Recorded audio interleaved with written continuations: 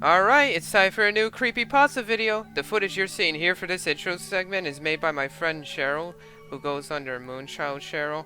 There's a link in the description, also the credits says there on the thing, you know. Anyways, this creepypasta is called Too Much Snow. I wanted to do a creepypasta, and we might as well do one right now. So without further ado, let's go ahead and do it.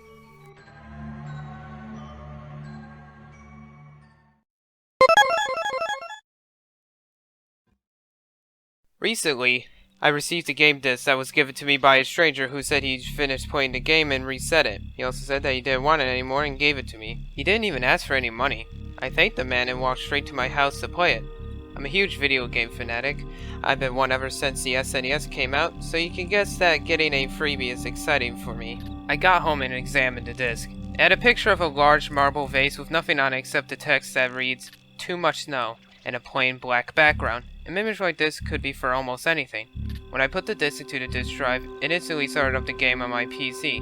Here's what I saw. A plain black screen with a large vase which had the writing, "Too much snow," just like the disc cover. There were 4 options to choose from in the bold red text. The first one being start game, the second being continue, although the continue option was not as bold and red. Once I tried clicking it, it did nothing except made an error sound. The third option was options, which I selected. The only options to choose from are volume, quality, and graphic. I adjusted the volume. It was at 100% before, but I changed it to 120% because the error sounded a bit too quiet for me.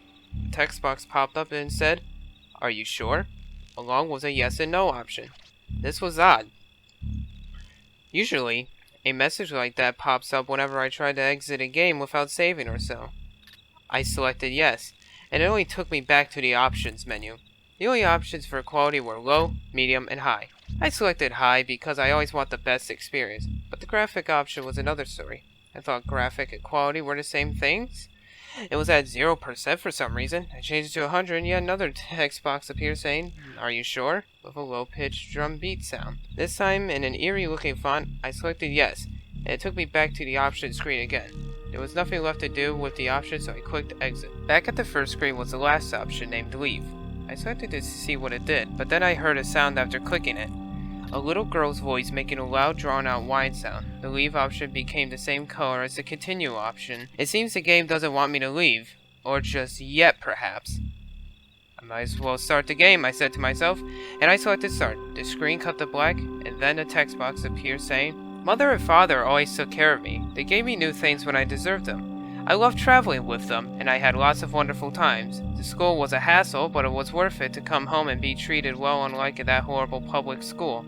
This year, we finally went on a trip again to Snowwood Falls, and we had rented a house all to ourselves, without any neighbors."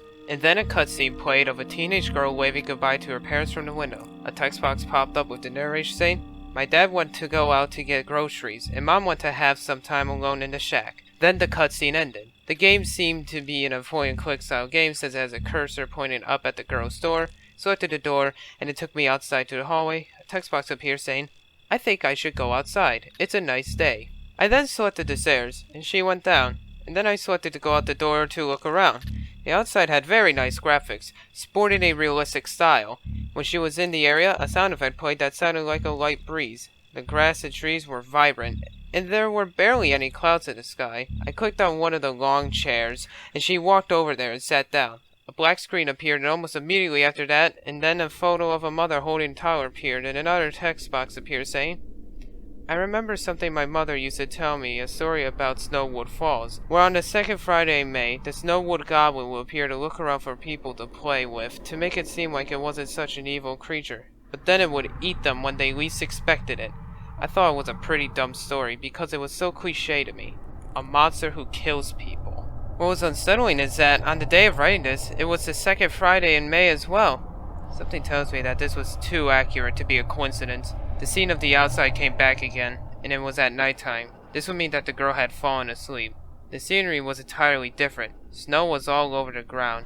In the trees in the shed, the breeze sound effect got replaced by a dense, loud wind sound effect, and the sky was utterly gray. The hut had a blue glow that was coming outside of its window. The classic notification sound for iPhones played, and the girl picked up the phone.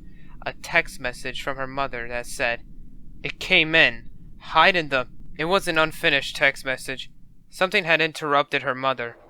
The window on the shed became red, and the door opened to reveal a towering humanoid figure from far away. It looked towards me, and it started to get bigger, implying that it was coming closer. A text box in all capital letters saying "Hide" appeared, and a girl went back inside the house in a first-person view without my control. I could go back outside in pure curiosity, but a text box appeared saying "Never." I clicked to go to the kitchen, and a text box appeared saying "Not good enough." I selected to go back upstairs, and finally I could go somewhere. I picked the bathroom door, and it said, once again, "Not good enough." I selected the girl's bedroom, and she went inside. I clicked to go in the closet. A text box appeared saying, "I feel like I forgot something." I clicked around for a few seconds and noticed that the window could close. Footstep sound began to play, and my heart was beating very fast. I selected the closet again, and once again a text box appeared saying, "I feel like I forgot something." I clicked around some more and noticed that the door could be locked. I hear a door locking sound. I was rushing and accidentally clicked on the door again, and a text box appeared saying, "There is no more time. Time to hide." I selected the closet once more, and she finally went inside. A black screen appeared. No text box, no text. I then heard a wood breaking sound. 10 seconds later, the closet door opened and I saw it. It was the goblin, but it looked worse than that. More like a demon. It had no eyes, only its eye sockets. It had messy hair, along with skin that hung. Some of it was torn off in patches, and it had no lower jaw. I was frightened. I pressed random keys to see if something would happen, but it never did.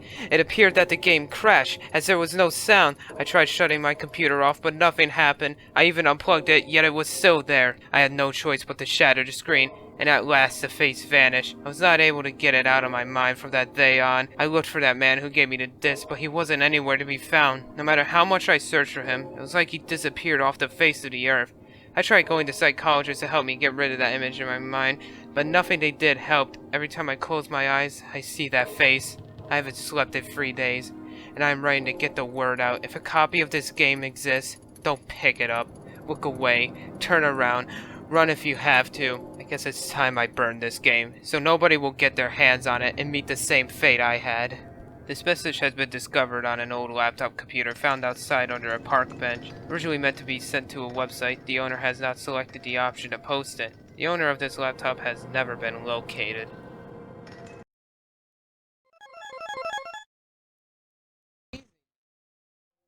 So that was the creepypasta, Too Much Snow. Honestly, I thought it was good, still cliched like the other gaming pastas I've been reading so far. But honestly, you cannot really truly escape from cliche, and that's what gives its charms. And that doesn't go for gaming creepypastas, it goes for all creepypastas. But hey, tell me what you think if YouTube doesn't delete your comment. I don't know why it does that. I apologize. But yeah, that's all for today's gaming creepypastas, and I'll see you guys later.